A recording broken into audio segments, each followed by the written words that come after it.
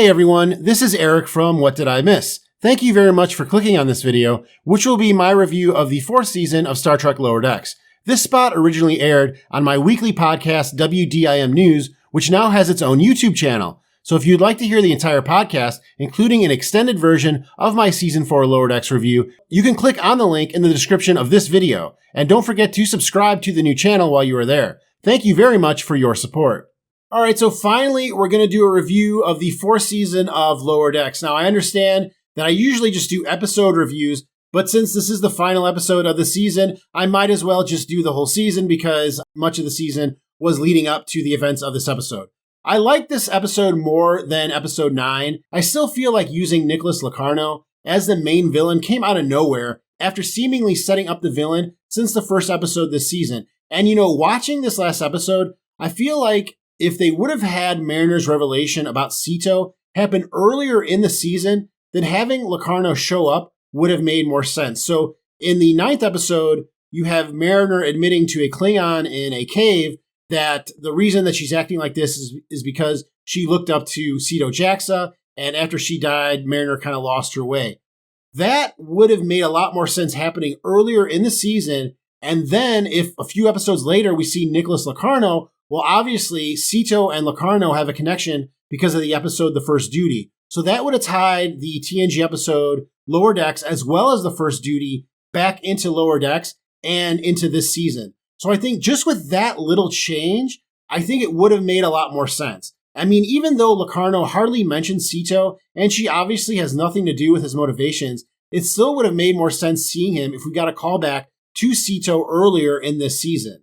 I mean, that's just my point of view. I don't know. I know that a lot of people kind of agree with me that having Locarno as the villain came out of nowhere. Now, if you didn't set up the villain, I don't think it would have made as big a deal. But showing us the villain every episode pretty much, and then having it be Nick Locarno when there's really no way anybody could have figured out that it was him, I don't know. It just, again, it felt out of left field or rushed for something that has been set up all season, which is bad. That should never be. So even after watching the finale, I still kind of feel that way about having Locarno as the main villain. I did like how in the final episode they tied Tendi's family back into the story, and we saw the return of her sister, who was voiced by Ariel Winter from Modern Family.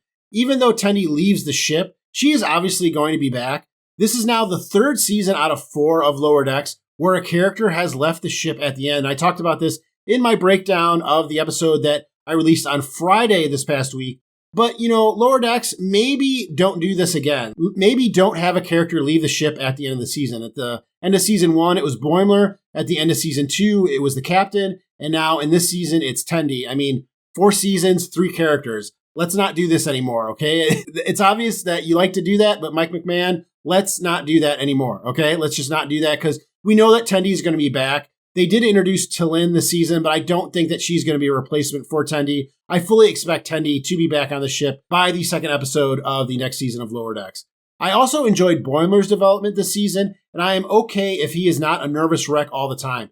The crossover episode with Strange New Worlds, I think, showed a perfect balance for the character Boimler, where he can be a nerd and kind of like all over the place, but he can also be counted on when he is needed. And to me, Boimler is starting to develop into like a Michael Scott-like character. Michael Scott is a character from the American sitcom The Office. If you've never watched that show, Michael Scott at first is the character that seems completely inept and he's stupid and he says the dumbest stuff and he's racist and he just does everything wrong. And you're sitting there like, how is this guy a manager? Like, he's a complete idiot. And then as the series The Office goes on, you get these little scenes where Michael Scott just does amazing things. Like he's this great salesman. He can, be a good resolution solver and stuff like that.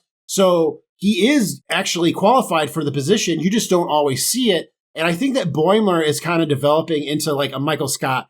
Like he can be silly and he can be funny and he can be Boimler. But when it really gets down to it, Boimler is a good officer. He's the kind of officer that you want, just like Michael Scott's the kind of manager that you would want. So I like that. I like that, like I said, Boimler is becoming like a Michael Scott. And I think it really fits well. I think that he did a great job in the crossover. He did a great job in this finale. And I like where he's going. I don't think that he has to be one or the other. He can be both. And Jack Quaid, of course, is a great actor. And he's doing a great job doing the voice acting for Boimler on Lower Decks. And then the fourth Lower Decker, Rutherford, even though he wasn't a big part of the finale, you got to remember that he was in the third season. He was one of the main, cogs in the finale of the third season. So it makes sense for him to take a back seat to the other three this season. It will be interesting to see how Rutherford changes without Tendi around. That's why I think Tendi may come back in the second episode of the next season of Lower Decks, because it would be nice to get one episode with Rutherford without Tendi to see what happens with his character. I think that would be really interesting, and that would be something that the audience would want to see too. So I would expect that in the first episode of the next season of Lower Decks, it will be Rutherford focused, and it will be about him trying to, make it through the day without his best friend Tendi there, and him becoming his own person outside of her. But all in all, I feel about this season of Lower Decks kind of like I feel about many seasons of Star Trek Discovery. What I mean is that there were some episodes that were real standouts, and I enjoyed seeing the characters develop. But the reveal and the overarching plotline really didn't land for me and puts a cloud over the entire season. So I would probably grade this season as the third best one behind the third season, last season, and the second season in terms of how much I enjoyed it. Star Trek really needs to stop with these season-long plot lines that lead to a big reveal that hardly ever land as it's meant to. And I talked about this with Discovery a lot.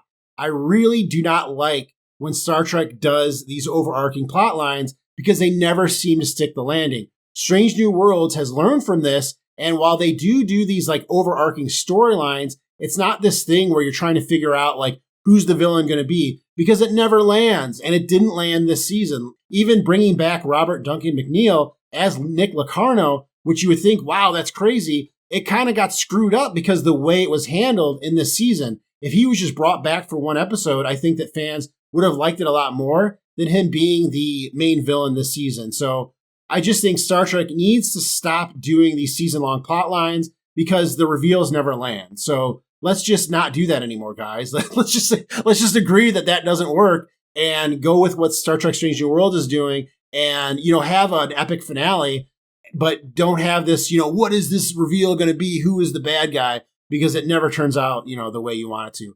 But again, all in all, I did like the season. It's probably out of 4 seasons, it's the one I like third best. So not the worst, but not the best. I do look forward to future seasons of Lower Decks. The one thing I don't like is that season 5, so the next season of Lower Decks, has already been written, and I believe it may already be close to completion. I don't like that because since the season is already done, season 5, they can't take any critiques from season 4 and add it to season 5.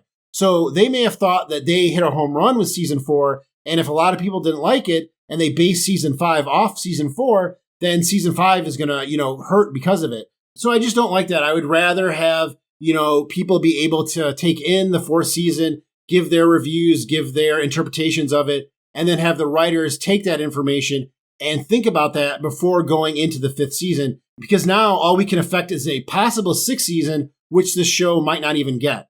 So again, I wish they wouldn't have done it that way, but here we are. But I still am a fan of Lower Decks, even if the end of the season didn't really do it for me. I did like many of the episodes this season, and I thought the first half of the season was pretty strong. But that's just my opinion. What did you think of this 4th season of Lower Decks?